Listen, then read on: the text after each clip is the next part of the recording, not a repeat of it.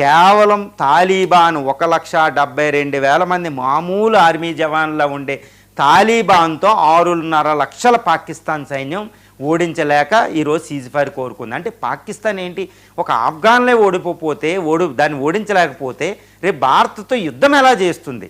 ఏదో నేను యుద్ధం చేస్తా, రేపే అటాక్, మా అణ్వస్త్రాలు రెడీగా ఉన్నాయి, air force, modern air force, top most navy అంటారు. ఇప్పుడు వాళ్ళు ఏమవ్వాలి?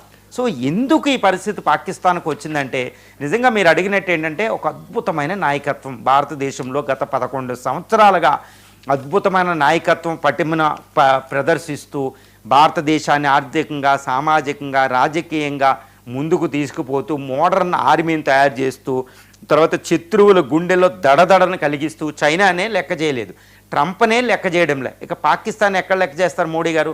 సో ఈ మోడీ యొక్క దౌత్య విధానం ఒకటి, తర్వాత అద్భుతమైన యుద్ధ తంత్రం వల్ల ఈరోజు పాకిస్తాన్ ఆ పరిస్థితిని ఎదుర్కొందని మనం చెప్పొచ్చు.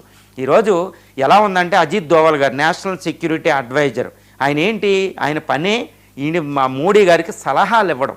ఆయన ఒక పెద్ద యుద్ధ నిపుణుడు, ఐపీఎస్ ఆఫీసర్ మనందరికీ. ఇంకా అజిత్ దోవల్ గారికి నేనేం చెప్పనవసరం, అజిత్ దోవల్ గారి కోసం మీకు జేమ్స్ బాండ్ అనమాట. ఎయిర్ స్ట్రైక్ ఊరి తర్వాత పుల్వామా, ఈ పహల్గామ్ ఎయిర్ స్ట్రైక్ జరిగినాయంటే ఆయన ఆధ్వర్యంలోనే. చైనా అక్కడ గాల్వాన్ వ్యాలీ దగ్గర, దోక్లాం వ్యాలీ దగ్గర చైనా తోక జాడిస్తే కత్తిరించింది కూడా